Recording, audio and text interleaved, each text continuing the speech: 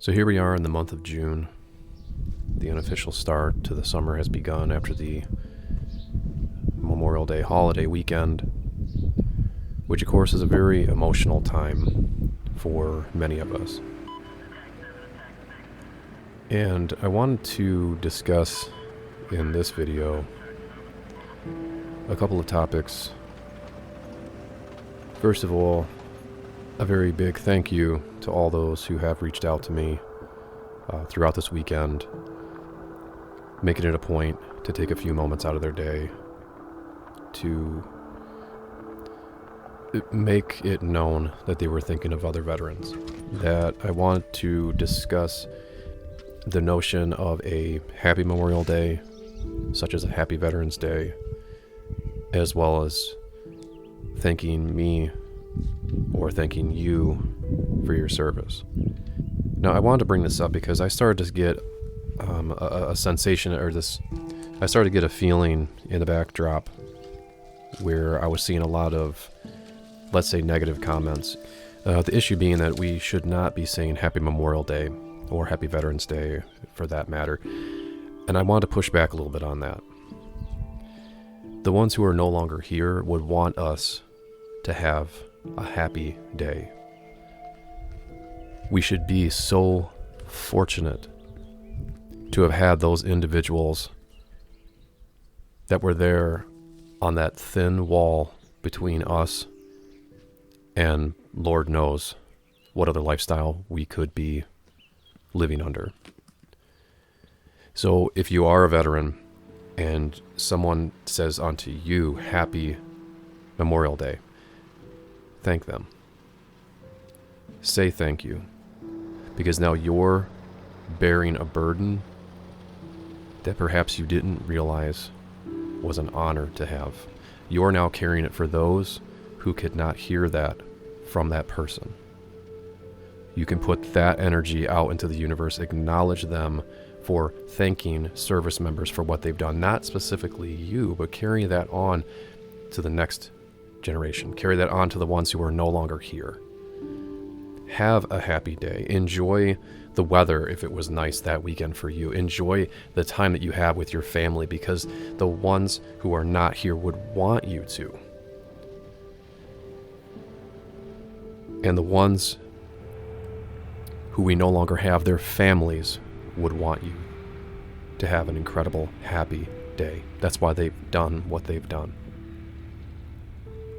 So have a happy Memorial Day. And we should be so honored and so lucky to have had those men and women who sacrificed everything to give us everything we have. Now, this is a tougher subject that I wanted to also bring up. During the month of May, which is Mental Health Awareness Month, June and July, the USAA has put together a Stop Soldier Suicide Awareness Program. And of course, it's a very, very sensitive topic, and it's also one that means a lot to myself. Of course, being a medic, being a service member, being a healthcare provider, this means the world. So I did not complete the run. This month of June, there's a 25-mile swim. But in the month of July, I have intentions of riding my bike 250 miles in order to raise awareness for these causes. And I'm going to reach out, because I'm taking this platform, and I'm going to reach out to my fellow veterans. And this does go beyond my veteran brethren and sisters out there, but this is a very difficult topic to discuss because I know there are going to be some who are listening to this right now and it's going to sting. And it's going to sting because I know how it feels when I see these news feeds come across on my Facebook or my social medias about, hey, we lost another one. I'm a part of the Valhalla Project, which is an amazing organization that is raising awareness beyond the 22 a day that no hero is left behind. Raising awareness through the K9 program. So I'm doing my small part by sending this forward. Now, this is a very difficult topic because as we're raising awareness of this, there is going to be somebody that is listening that has affected very directly and very, very closely. What we're going to try to do now is continue to fight those demons. If you're a fellow veteran and you're listening to this right now, know one thing, if anything, that you take away from this: you are never alone. You are never alone. Unfortunately, what we're seeking in those situations is a permanent solution to a very temporary problem. Okay? And I cannot say this without enough emphasis. Just like Jordan Peterson stated, never underestimate what your absence in this world will mean. So when it comes down to this, guys, understand. So when it comes down to this, guys and gals out there potentially contemplating, you are never out of the fight. Okay? You are never out of the fight. Whatever situation you find yourself in right now does not mean that is what is going to be permanent. You can fight your way out of those situations. The reason why I'm telling you this, because I know this, because I've experienced this. I'm coming at you extremely vulnerable here because I believe a vast majority, as I've opened up and as I've been training, as I continue to do my first aid courses, I'm realizing that this is not exclusive, of course, to our veteran population. There are many that reach out to me after the fact, or even during, that have had these situations, and I am taking this platform and we're going to jump through some hoops. 1, you are never out of the fight. 2, again, you're looking for a permanent solution to a very temporary problem. I am an example of what it is to go through nearly 10, 12 years of struggling in the dark, trying to figure this thing out called life, and finally got into a position now where I feel I can start to actually challenge myself moving uphill on a much stronger trajectory. It's all uphill from this point. But for the first time, I feel strong enough to continue to move forward. Now, it doesn't mean I'm not going to trip and fall. It doesn't mean I'm going to not make mistakes as things move along. Okay. I can give you an example of when you're in country. Okay. You're a trained soldier, Marine, airman, sailor. You get yourself into a situation, find yourself in troops in contact, and all of a sudden you can call in for backup. You've got close air support, you've got mortars, you've got artillery. Heaven forbid something were to happen, you can call in a medevac, and things just happen. There's people at the other end of that radio when you make that call. They are anxious to get up there and get after it and take it to the enemy and put everything we had down onto them with great reverence. Because the enemy is known. The enemy is right there. And we're there because we have a mission. So when we return home, what happens? Now the battlefield changes. The enemies change, but the demons, they're no different. That support structure is still there, but perhaps a little bit more hidden than what we would like it to be. But it's still there. In the military sense, we used to have what was referred to as a 9-line medevac.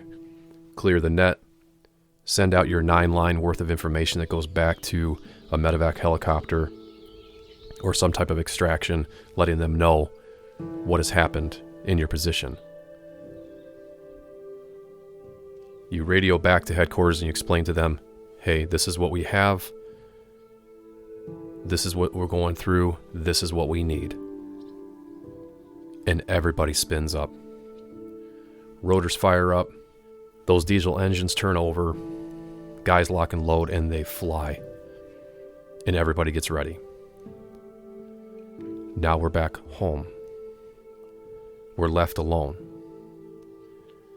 We're in our own heads, but that enemy is still there. So then I ask, why are we not calling for support? It is not a sign of weakness when you're in country and you have the greatest friends and colleagues and comrades you'll ever have in your life to your left and your right. Why then would we hesitate now that we're back home? It is not a burden. You are not a burden, nor is it a sign of weakness if you need to reach out and you ask for help. Ask for a little bit of reassurance. This platform right here, if you are listening to these words right now, you need somebody. Reach out. I'm always available. I will make myself available for you. Because I'm going to say this, and it's going to come across somewhat harsh, but I'm emphasizing this because I do not, under any circumstances, want to give the enemy another point on their scoreboard. I refuse to give the enemy another point on their scoreboard, especially being back home. Do not let them live in your head rent-free. And that enemy has morphed into something different. It has morphed into the challenges that we face back here on the home front. But that support is still there. We just don't know. You have to make that call. Now, the organization 30 Seconds Out, lots of great apparel, great flags and stickers, and their slogan is, expect to self-rescue. No one is coming. Now, I agree with that to an extent, because you have to be prepared to self-rescue. Meaning you have to make that call. We do not know. We don't know what is going on the other side of that mountain, or in our situation, what's going on maybe on the other side of the country, other side of the state. Our buddies are in contact with something, their own enemies and their own demons, but we just don't know because we haven't gotten that radio report. And if we don't know, how are we to know? I know myself and many others will be there for you. Don't take that last resort. We have to find our next mission, guys. That's the best part about this, is that we're not waiting for the next op order, right? The operations order is on you now. You get to decide what you want it to look like. You write the op order. You write the mission statement. You get a chance to do this, and it is a beautiful experience. Because if this helps just one person, one soldier, one civilian, one family member, if that's what it takes, I am willing to do that 100-fold. So please remember, you're never out of the fight. There's more support and elements around you, more than you could possibly imagine. Do not hesitate to call that 9 line, and you make sure that you know it is not a sign of weakness. In fact, it's a sign of strength if you can look back and assess your situation and realize, you know what, I'm overwhelmed. You don't go into a fight even numbered. You don't do that. You overwhelm the enemy. And you know what? We need to do that when it comes to the mental health and awareness. We need to overwhelm this enemy. And we need to at least knock it back. Put it in a full retreat. Remember, you're never alone. You're never out of the fight. So today, as always, be somebody's blessing. Or you never know. You just might be somebody's answered prayer.